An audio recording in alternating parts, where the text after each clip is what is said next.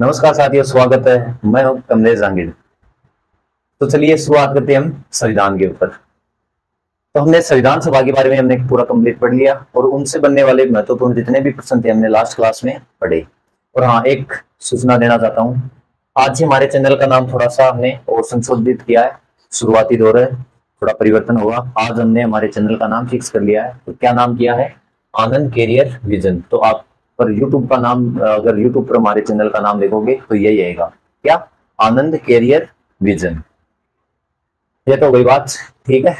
अब हम चलते हैं अपने टॉपिक पर। तो हमने अभी तक क्या क्या पढ़ लिया है? हमने 1895 से लेकर और 26 जनवरी 1950 तक संविधान लागू हुआ तब तक के बारे में हमने पूरा पढ़ लिया है कि क्या क्या उल्लेख था, संविधान सभा कैसे बनी, कौन कौन सी समितियां थी, कौन कौन से सदस्य थे, कितने सदस्य थे, और उनसे बनने वाले जो महत्वपूर्ण प्रश्न थे उनके बारे में भी हमने चर्चा कर ली। तो चलिए आज हम क्या पढ़ेंगे वो देखो।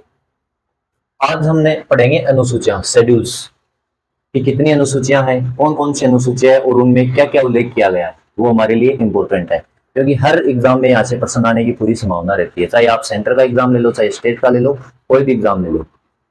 और वो तो एग्जाम का लेवल पे डिपेंड करता है। अगर एग्जाम का लेवल थोड़ा कम है तो मतलब सीधा अनुसूची देंगे और अनुसूची के आगे जो एक लाइन है वो दे देंगे संक्षिप्त में। अगर एग्जाम का लेवल ठीक आ रहा है, अगर आप अच्छे एग्जाम की तैयारी कर रहे हो, तो हमें थोड़ा डीप में पढ़ना पड़ेगा। तो मैं कोशिश करूंगा कि जीरो से लेकर और जितना डीप तक आपको पढ़ाया जाए, जितना डिटेल में आपको पढ़ाया जाए, वो मैं पूरा पढ़ाऊंगा। चाहे आधी एक घंटे में हमारा, चाहे कम पढ़े या कितना भी पढ़े, लेकिन हम पूरा इतना पढ़ लेंगे कि सफिशियंट होगा।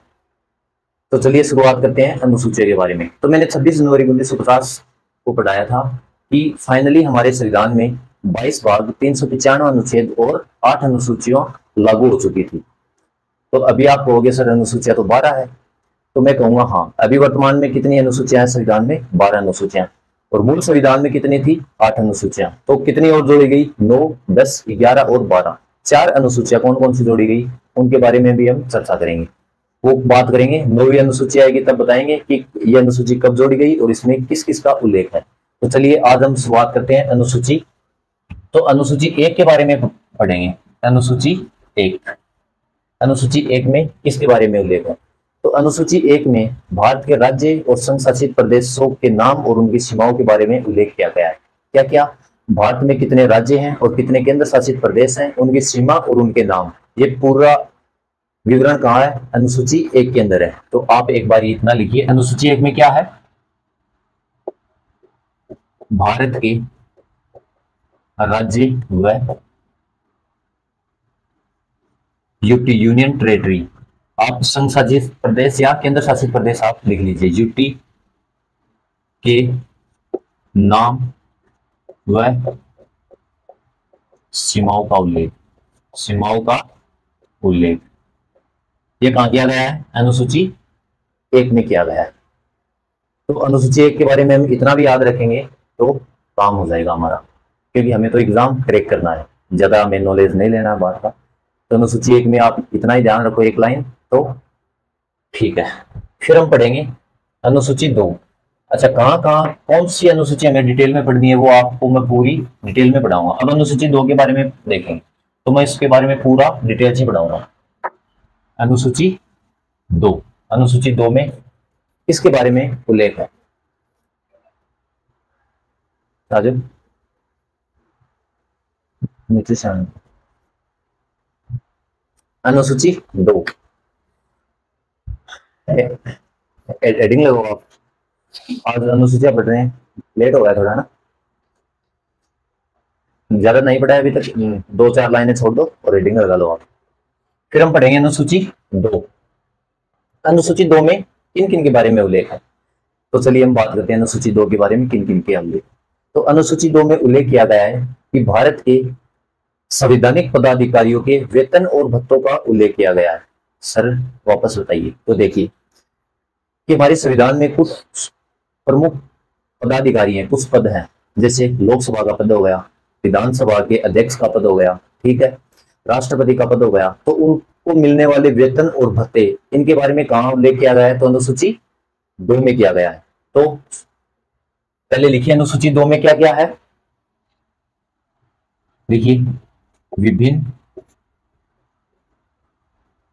पदाधिकारियों के, विभिन्न पदाधिकारियों के वेतन और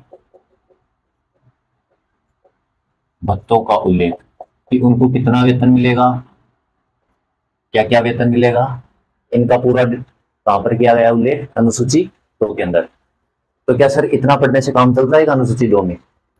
तो देखिए, अब मैं एक प्रश्न के माध्यम से आपको समझाना चाहूंगा कि हमें डिटेल से क्यों पढ़ना है इसको। तो मैं एक प्रश्न दे रहा हूं आपको, फिर आपको अंदाजा हो जाएगा कि हाँ मैं सच में ये पूरा डिटेल से पढ़ेंगे तभी हमारा काम होगा। तो प्रश्न लिख रहा हूं मैं। प्रश्न आया था, निम्न में से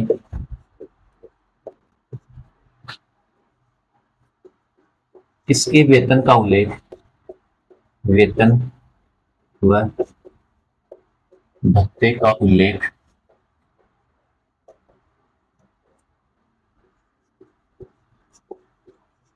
अनुसूची 2 में नहीं है, नहीं है। तो ऑप्शन था विधानसभा अध्यक्ष, विधानसभा अध्यक्ष। प्रश्न लिखाने का मेरा एक ही मतलब है कि आपको अंदाजा हो जाए कि हमें कितना डिटेल में पढ़ना है और कितना नहीं। ऑप्शन बी में लिखो आप CAG, CAG controller auditor general. Option C में लिखिए आप राज्यसभा का उपसभापति, सभापति। ऑप्शन डी में लिखिए आप, ऑप्शन डी में लिखिए आप हाई कोर्ट के न्यायाधीश, न्यायाधीशों सुप्रीम। तो इसका प्रश्न लिखिए। तो देखिए अनुसूची 2 में किन किसका वर्णन है। तो देखो, विभिन्न पदाधिकारियों के वेतन और भत्ते की संविधान के अंदर जो प्रमुख, जो संवैधानिक पद है उनके वेतन भत्तों का, क्योंकि वेतन भी तो लेंगे ना, ऐसे थोड़ी कोई काम करेगा। तो उनके वेतन है, उनको कितना मिलेगा, कितना उनको भत्ता मिलेगा, तो उसके बारे में संविधान में कहां पर उल्लेख, अनुसूची 2 के अंदर। ये बात समझ में आ गई आपको। अब क्या हमें इतने से काम चल जाएगा? तो नहीं। अब देखो, इनमें से किसके वेतन व भत्ते का उल्लेख अनुसूची 2 में नहीं किया गया है। तो इसका मतलब क्या हुआ कि हमें अनुसूची 2 में वो पूरा पढ़ना पड़ेगा कि किन का उल्लेख है और किन का उल्लेख नहीं है। तो ये प्रश्न तो तभी होगा ना, अगर हम पूरा डिटेल से पढ़ेंगे तभी ये प्रश्न कर पाएंगे। तो चलिए इसके बारे में आप बताइए। अगर आपने नहीं पढ़ा है तो कोई जरूर दिक्कत नहीं है, आराम से आप, अभी मैं पढ़ाऊंगा तो आपको ये समझ में आ जाएगा, ठीक है। और जिसको आ रहा है अच्छी बात है, रिविजन हो जाएगा। और अगर नहीं भी आ रहा है तो मैं अभी पूरा बताऊंगा कि किन का उल्लेख है और किन का उल्लेख नहीं है। तो इसका आंसर होगा क्या? अच्छा प्रश्न लिखो, और एक और, माफ कीजिए अभी तो प्रश्न पूरा नहीं हुआ है ना। तो ऑप्शन था, चलिए तो बड़ा हो जाएगा, मैं एक ऑप्शन चेंज करता हूं क्योंकि प्रश्न बड़ा हो जाएगा, फिर ये नीचे बोर्ड में नहीं आएगा। जो कि RS में प्रश्न आया था, मैं हूबहू लिखाना चाहता है लेकिन बोर्ड थोड़ा सा छोटा पड़ रहा है, तो मैं ऑप्शन थोड़े चेंज कर रहा हूं। तो ऑप्शन है, आप CAG की जगह लिख दीजिए आप महान्यायवादी, महान्यायवादी। और ऑप्शन बी में लिख दीजिए आप, क्या लिखोगे आप? चलिए CAG लिख दीजिए आप। मेरा प्रश्न तो उस बड़ा ही बनाने का था जैसे RS में आया था, वो प्रश्न बनाना चाहता था, लेकिन चलिए आप छोटा प्रश्न थोड़ा सा बदलाव कर दिया। इनमें से बताइए, क्या विधानसभा के अध्यक्ष का उल्लेख है महान्यायवादी, CAG और राज्यसभा? तो इसका उत्तर क्या होगा? Option B. क्या होगा? B for book, option B.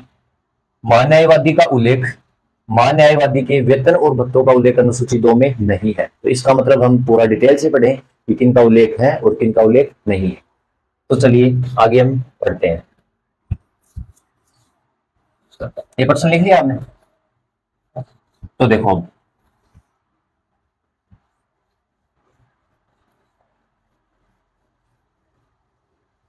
तो सबसे पहले मैं आपको राष्ट्रपति और राज्यपाल के बारे में बताना चाहता हूं, इनके वेतन और भत्तों के बारे में। तो नोट लगा के लिखिए, नोट लगा के लिखिए,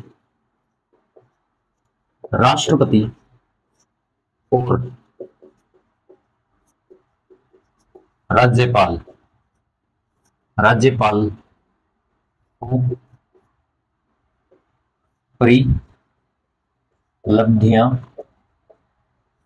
परिलब्धियां दी जाती है, दी जाती है। अब आप कहोगे सर ये परिलब्धियां क्या है? तो इसका मतलब है दिया तो वेतन ही जाएगा। जैसे राष्ट्रपति का वेतन कितना है? 5 लाख रुपये। महीने का कितना है? 5 लाख रुपये वेतन है राष्ट्रपति, ठीक है। तो देश का सबसे बड़ा पद क्या है? हमारा राष्ट्रपति। और राज्य में देखा जाए तो सबसे बड़ा पद क्या होता है? राज्यपाल। अब इन पदों के लिए हम वेतन शब्द का अगर उपयोग करते हैं वो तो थोड़ा अच्छा नहीं लगता, क्योंकि वेतन तो एक सैलरी हो गई। तो क्या हम राष्ट्रपति को सैलरी देते हैं? अगर आप सोच के देखिए, मैं बोलता हूँ राष्ट्रपति सैलरी लेता है तो थोड़ा अच्छा नहीं लगता सुनने में, क्योंकि सबसे बड़ा पद है और उसको तो वेतन शब्द वहां पर थोड़ा अच्छा नहीं लगता। तो उस वेतन की जगह क्या शब्द लिखा है? परिलब्धियां। वो वेतन के बदले क्या लेंगे? परिलब्धियां। पैसे पैसे तो उनको मिलेंगे, तनख्वाह तो मिलेगी, लेकिन वो इस तनख्वाह को क्या क्या कहा जाएगा? परिलब्धियां। तो अनुसूची 2 में राष्ट्रपति और राज्यपाल की परिलब्धियां दी जाती है। वेतन के रूप में क्या दी जाती है? परिलब्धियां दी जाती है। यहां तक बात समझ में आ गई कि उनको वेतन की जगह किसका उल्लेख है? परिलब्धियों का। फिर लिखिए आप नोट नंबर 1 हो गया, इसी में लिखिए नोट 2। राष्ट्रपति, माफ कीजिए, उपराष्ट्रपति, उपराष्ट्रपति एकमात्र ऐसा पद है, एकमात्र पद है जिसके वेतन और भत्ते का उल्लेख नहीं है, उल्लेख नहीं है। तो सर इसका मतलब क्या हुआ कि हम उपराष्ट्रपति को वेतन नहीं मिलता?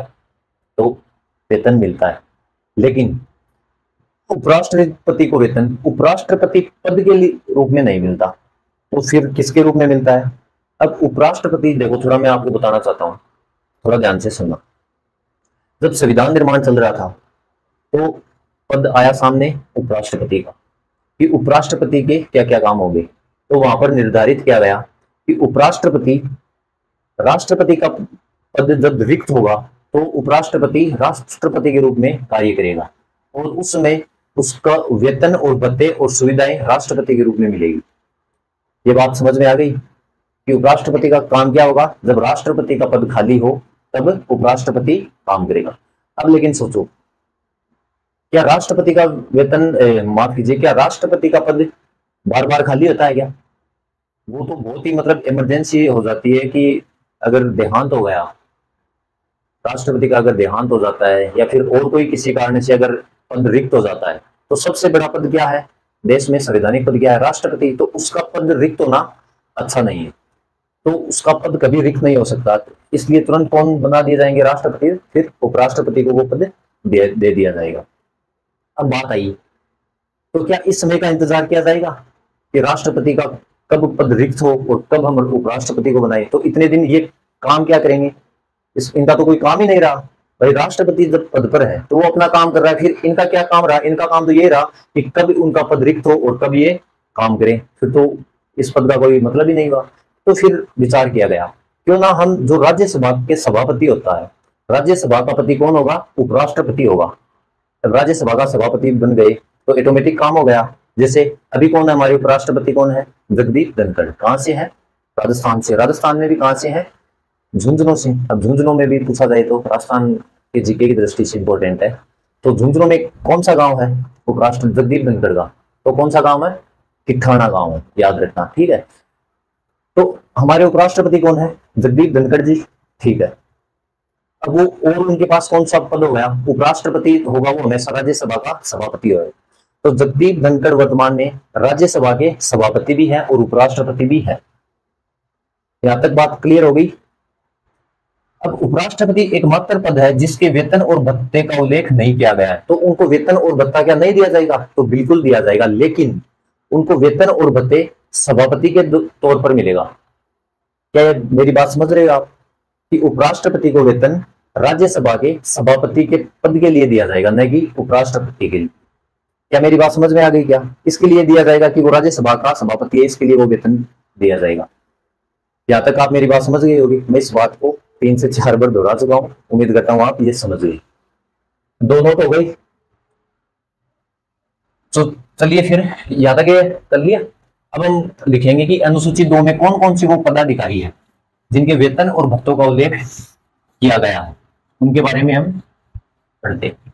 तो आप हेडिंग लगाइए, लिखिए आप निम्नलिखित, लिखिए आप निम्नलिखित संवैधानिक पदाधिकारियों, निम्नलिखित संवैधानिक पदाधिकारियों के वेतन का उल्लेख अनुसूची 2 में किया गया है। अनुसूची 2 में किया गया है। तो कौन कौन से पदाधिकारी हैं उनके बारे में लिखेंगे। तो नंबर 1 पर लिखिए, हमने किन किन के बारे में पढ़ लिया। राष्ट्रपति का पढ़ लिया, राष्ट्रपति का पढ़ लिया, उपराष्ट्रपति का पढ़ लिया और राज्यपाल का पढ़ लिया। इनके बारे में पढ़ लिया कि इनको वेतन कैसे दिया जाएगा, किस रूप में दिया जाएगा। अब हम पढ़ेंगे किन किन को वेतन और भत्ते अनुसूची 2 में उल्लेख है, उनके बारे में पढ़ेंगे। तो आप लिखिए, चलिए थोड़ा मैं टेबल बना लेता हूं जिससे आपको आसानी होगी। तो एक तरफ लिखिए आप केंद्र, कि केंद्र में वो कौन कौन से पद है, और एक तरफ लिखिए आप राज्य, एक तरफ केंद्र और एक तरफ राज्य। अब केंद्र में लिखिए, केंद्र में विधानसभा का अध्यक्ष, विधान सभा, विधानसभा अध्यक्ष और उपाध्यक्ष, इनके वेतन और भत्तों का उल्लेख कहाँ है, अनुसूची 2 में है। फिर देखिए केंद्र में आप लिखिए विधानसभा हो गया, माफ कीजिए लोकसभा, सॉरी लोकसभा। विधानसभा तो कहां होगी, राज्य में होगी, माफ करना।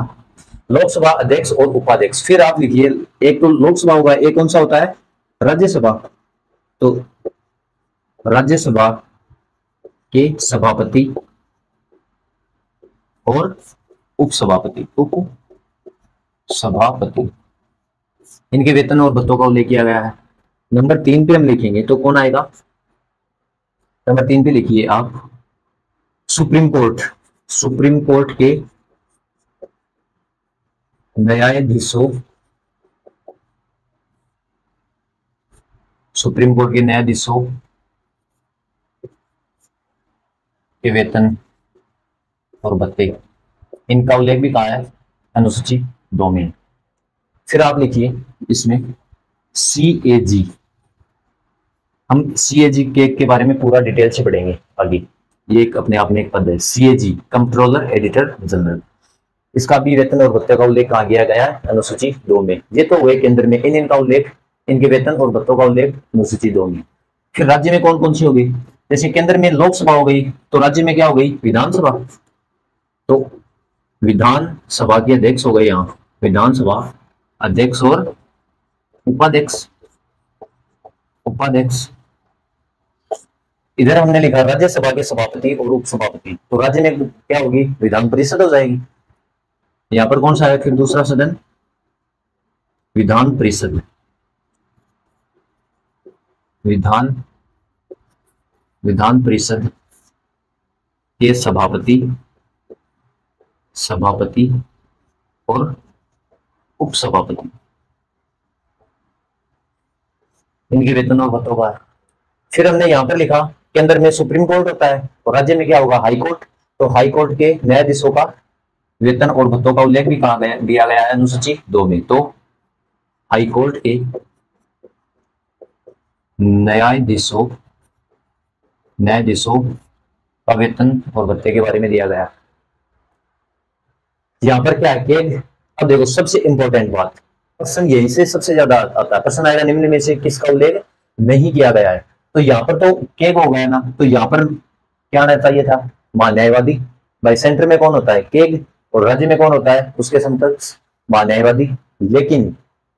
लेकिन महान्यायवादी के वेतन और भत्ते का उल्लेख अनुसूची 2 में नहीं किया गया है। तो ये नोट लगा के आप लिख लेना, नोट लिखो, इनका उल्लेख किया गया है, यहां तक हो गया। एक बार ये लिखो, फिर मैं नोट लगवा के लिखवाऊंगा कि महान्यायवादी के वेतन और भत्तों का उल्लेख अनुसूची 2 में नहीं किया गया है। तो एक बार ये लिखवा,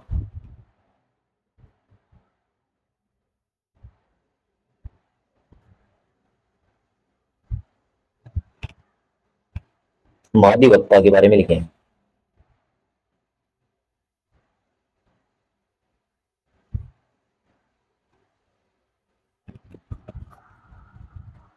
इसमें साइड हो गया।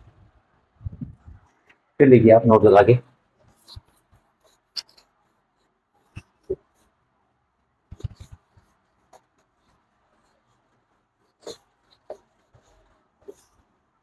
नोट लगाइए आप।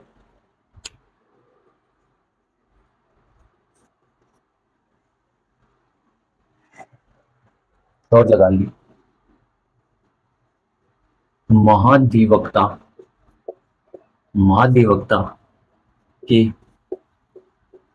वेतन और भत्तों का उल्लेख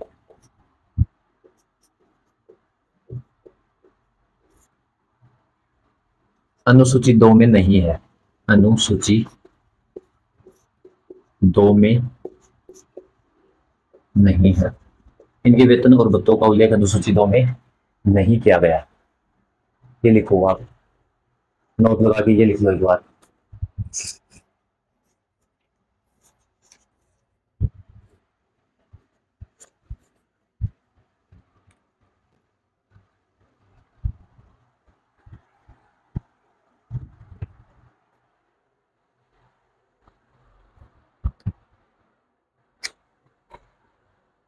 फिर लिखिए, इसको मिटा दो। अनुसूची 3 हेडिंग डाल लीजिए आप। अनुसूची 3, मैं ये मिटा रहा हूं। अनुसूची 3 में क्या क्या, तो अनुसूची 2 आप समझ गए। मैंने पूरा डिटेल में डालने की पूरी कोशिश की कि अनुसूची 2 में किनका उल्लेख है, किनका उल्लेख नहीं है, पर्सन कैसे आता है, ये मैंने आपको पूरा पढ़ाने की कोशिश की है। अब मुझे नहीं लगता कि अनुसूची 2 में कुछ और बच गया। फिर हम पढ़ेंगे इसे अनुसूची 3 में क्या दिया, लिखिए। फिर देखो आप, फिर लिखिए अनुसूची 3।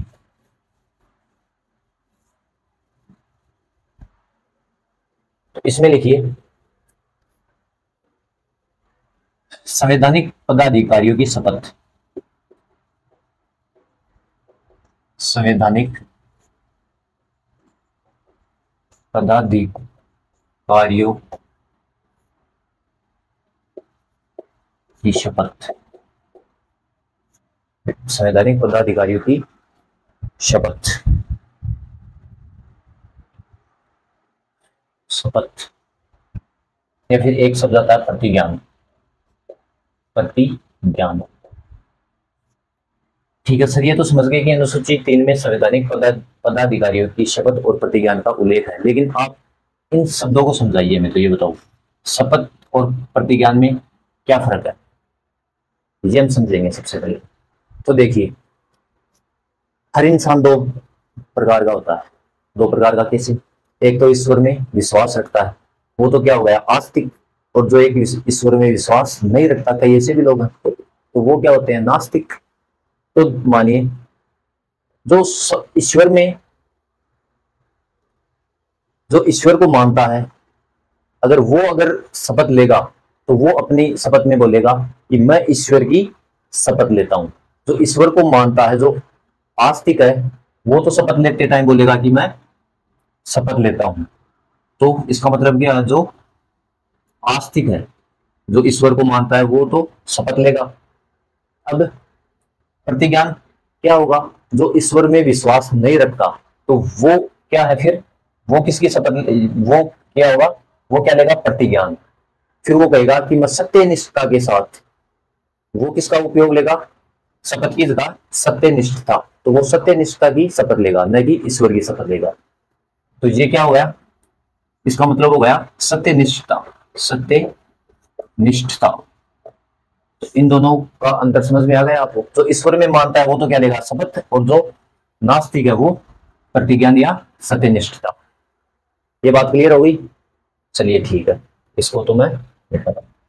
अब हम बात करेंगे कि कौन कौन से जो अधिकारी है, जो कौन कौन से पदाधिकारी है, उनकी शपथ का उल्लेख है और किनकी शपथ का उल्लेख नहीं है। तो देखिए, वैसे मैं डिवाइड करवा के लिखो कि केंद्र में कौन है और राज्य में कौन कौन है। नहीं, उससे पहले हम पढ़ेंगे कुछ, देखो राष्ट्रपति के बारे में बताता हूं। नोट लगाइए आप, नोट लगाइए, नोट लगाइए। राष्ट्रपति मैं बोल रहा हूं, आप लिखिए राष्ट्रपति, राज्यपाल, राष्ट्रपति, उपराष्ट्रपति, राष्ट्रपति, उपराष्ट्रपति और राज्यपाल। राज्यपाल की शपथ का उल्लेख, राष्ट्रपति, उपराष्ट्रपति और राज्यपाल की शपथ का उल्लेख अनुसूची 3 में नहीं किया गया है। अनुसूची 3 में नहीं किया गया है। अनुसूची 3 में नहीं किया गया है। तो इनका उल्लेख कहां कहां है फिर ये बताइए। तो राष्ट्रपति की शपथ का उल्लेख अनुच्छेद, हम आगे पढ़ेंगे, 60 में किया गया, और उपराष्ट्रपति की शपथ का उल्लेख अनुच्छेद 69 में किया गया है, और राज्यपाल की शपथ का उल्लेख पढ़े तो अनुच्छेद कहां किया गया, 159 में। तो इनकी शपथ का उल्लेख कहां पर किया गया है, इन अनुच्छेदों में किया गया है। तो अनुसूची 3 में राष्ट्रपति, उपराष्ट्रपति और राज्यपाल की शपथ का उल्लेख नहीं किया गया है। प्रश्न यही सही आएगा कि निम्नलिखित में से किनकी शपथ का उल्लेख अनुसूची 3 में नहीं किया गया। तो इन 3 में से दिया जाएगा, या फिर यह आ जाएगा कि अनुसूची 3 में निम्नलिखित में से किसकी शपथ का उल्लेख है। तो 3 तो यह आ जाएंगे और एक जिसका उल्लेख है वो आ जाएगा। तो प्रश्न ऐसे ही बने यहाँ से। या फिर अगर एग्जाम का पैटर्न, मतलब जो एग्जाम है, अगर आप जो हाई लेवल की नहीं करे, नॉर्मल जैसे एसएससी हो गई, जीडी हो गई, वैसे तो आज कोई भी एग्जाम देख लो सबका लेवल अच्छा ही आ रहा है। तो वहां पर ये भी पूछ लेगा डायरेक्ट कि अनुसूची 3 में किसका उल्लेख है। तो संवैधानिक पदाधिकारियों की शपथ व प्रतिज्ञान का उल्लेख है। एक तो प्रश्न यहीं से पुटअप हो जाएगा लगभग। अगर थोड़ा डिटेल में गया तो प्रश्न फिर यहाँ से ये स्टार्ट हो जाते हैं। तो ये तीनों अनुच्छेद भी लिखो, लिख लो, राष्ट्रपति के सामने लिख लो कौन सा अनुच्छेद में की गई इनकी शपथ का उल्लेख, 60 में, उपराष्ट्रपति 69 और राज्यपाल 159। ये लिख लो।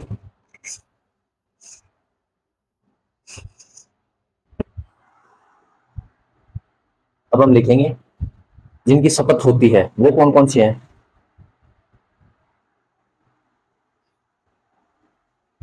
तो लिखिए, चलो मैं आप हेडिंग लगाइए, मैं बोल रहा हूं आप लिखिए। निम्नलिखित निम्नलिखित संवैधानिक पदाधिकारियों की, निम्नलिखित संवैधानिक पदाधिकारियों की शपथ का उल्लेख अनुसूची 3 में किया गया है। वो कौन कौन है वो लिखिए।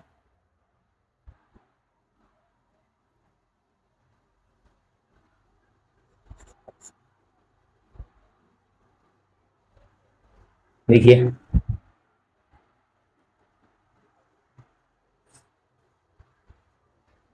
चलो लिखो, नंबर 1 पर लिखो। नंबर 1, संसद व विधानमंडल, संसद व विधानमंडल के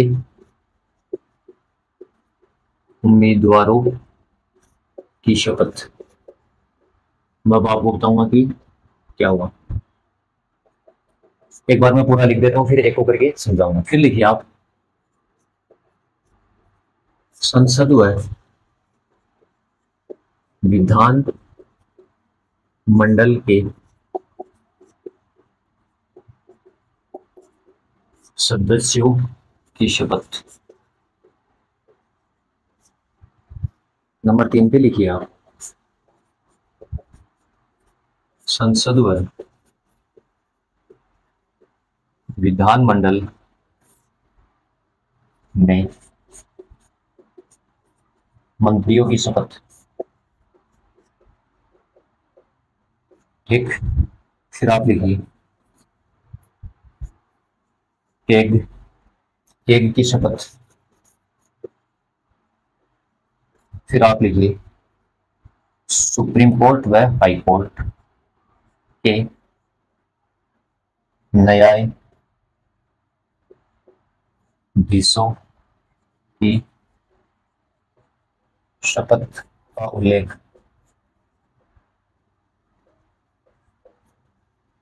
इन सब की शपथ का उल्लेख कहां पर दिया गया है, अनुसूची 3 में। एक बार ये लिखिए, मैं समझाऊंगा पूरा।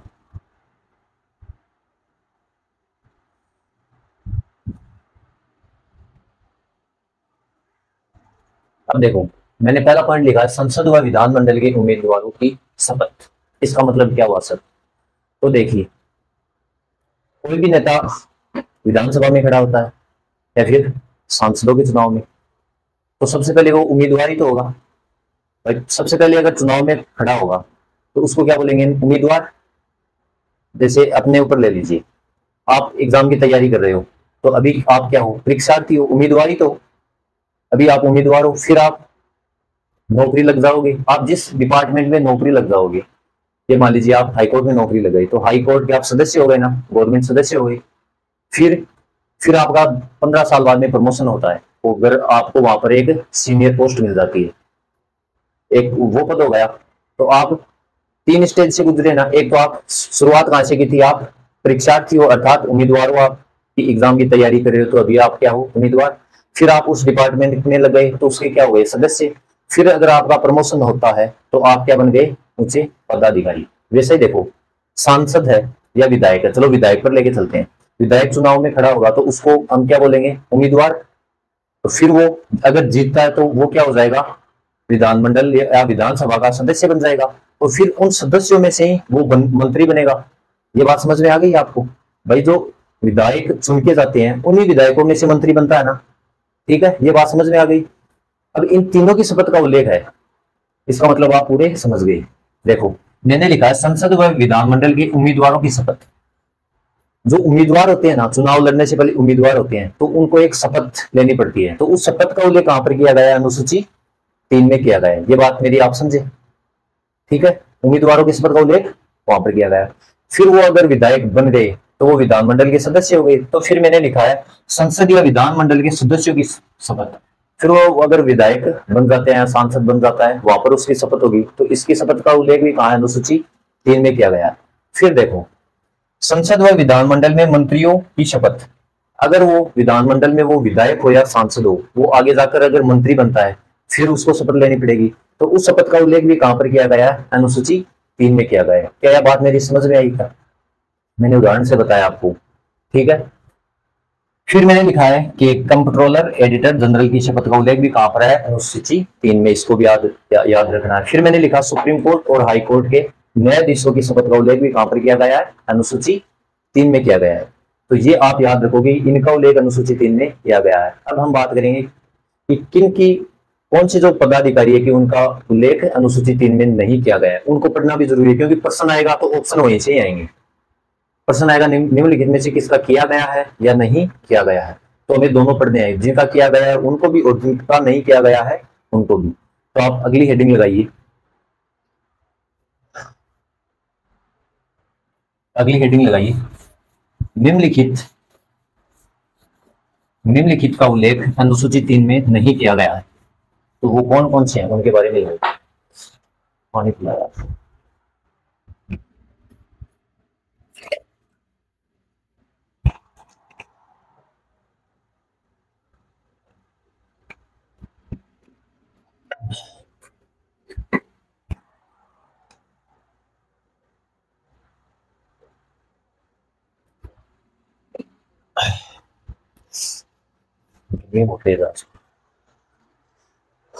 लिख दिया हेडिंग।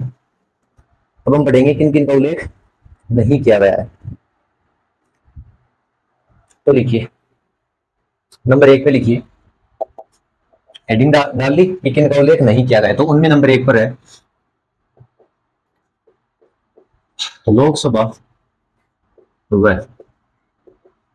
विधानसभा के अध्यक्ष। इनकी शपथ का उल्लेख अनुसूची 3 में नहीं है। फिर आप लिखिए लोकसभा, फिर राज्यसभा और विधान परिषद के सभापति और उप सभापति की शपथ का उल्लेख अनुसूची 3 में नहीं है। यहाँ उपाध्यक्ष भी लिख लीजिए। फिर नंबर 3 पे लिखिए महाधिवक्ता की शपथ का उल्लेख भी अनुसूची 3 में नहीं किया गया। ये लिख लिया। महाधिवक्ता हो गया। फिर देखिए प्रोटेम स्पीकर, प्रोटेम स्पीकर की शपथ का उल्लेख भी नहीं किया गया। अब हम आगे बढ़ेंगे, प्रोटेम स्पीकर क्या है और लोकसभा अध्यक्ष क्या है, इनके बारे में हमारा जो टॉपिक आएगा मैं पूरा डिटेल से पढ़ाऊंगा, क्योंकि अभी अगर बीच में पढ़ाना समझाने लग गया तो काफी लंबा हो जाएगा, हम अपना जो मूल टॉपिक है उससे भटक जाएंगे। फिर मैं आपको बता देता हूँ, प्रोटेम स्पीकर अस्थायी अध्यक्ष होता है। जब अध्यक्ष बन जाता है लोकसभा या विधानसभा में, फिर प्रोटेम स्पीकर का पद अपने आप ही खत्म हो जाता है। ये लिख लिया, मिटा दोगे इसको। तो हमने अनुसूची 3 में क्या क्या पढ़ा। फिर सबसे पहले हमने पढ़ा था कि राष्ट्रपति, उपराष्ट्रपति और राज्यपाल इनकी शपथ का उल्लेख अनुसूची 3 में नहीं किया गया है। फिर हमने पढ़ा कि अनुसूची 3 में किन किन का उल्लेख किया गया है। तो उनमें पहले नंबर पे क्या था बताइए, बताओ। अनुसूची 3 में सबसे पहले कौन था, लोकसभा और राज्यसभा, माफ कीजिए, लोकसभा और विधानसभा के उम्मीदवारों की शपथ का उल्लेख। फिर संसद और विधान मंडलों के सदस्यों की शपथ का उल्लेख, बाद में मैंने पढ़ा था उनके वो मंत्री बन जाते हैं, उनकी शपथ का उल्लेख। फिर केग का उल्लेख, फिर सुप्रीम कोर्ट और हाई कोर्ट के न्यायाधीशों का उल्लेख। इन सब का उल्लेख कहाँ है, अनुसूची 3 में किया गया है। अब मुझे नहीं लगता कि अनुसूची 2 और 3 में जो मैंने पढ़ाया है उससे बाहर शायद एक शब्द भी मैंने ऐसा छोड़ा हो या संभावना हो कि वहां से प्रश्न आए और आप नहीं कर पाओ। तो आप अनुसूची 1, 2 और 3 यहाँ से कोई भी प्रश्न आएगा तो आप आराम से कर सकते हो। अगर आप, मैंने जितना लिखाया है अगर उतना आपने पूरा मनोयोग से देखा है, पढ़ा है, ध्यान से सुना है, तो आप कोई भी प्रश्न आ जाए इनसे संबंधित तो आप आराम से हल कर दोगे। टाइम क्या होगा, आगे पढ़ाऊंगी और लास्ट में आज इतना ही पढ़ेंगे, गर्मी बहुत तेज है। तो चलिए फिर आज हम इतना ही पढ़ेंगे, अनुसूची 1, 2 और 3 के बारे में पढ़ लिया। तो इन इन सब को एक बार आप वापस रिवाइज करो, देखो और समझो, ठीक है। तो इतना तो महाभारत भी नहीं है, एक बार आपको लग रहा होगा, लेकिन आराम से अगर आप पूरे मनोयोग से पढ़ोगे, ध्यान से सुनोगे तो हो जाएगा। तो आपको क्लास कैसी लगी आप कमेंट बॉक्स में जरूर बताइए और पूरे मनोयोग से पढ़िए। और चैनल के बारे में मैंने आपको बता दिया कि चैनल में थोड़ा सा नाम में संशोधित किया गया है। क्या नाम लिखा हमने, आनंद कैरियर विजन। तो हमारे चैनल का नाम क्या है, आनंद कैरियर विजन। तो आप इसको सब्सक्राइब कीजिए और शेयर कीजिए। तो फिर आज के लिए इतना ही। जय हिंद, जय भारत।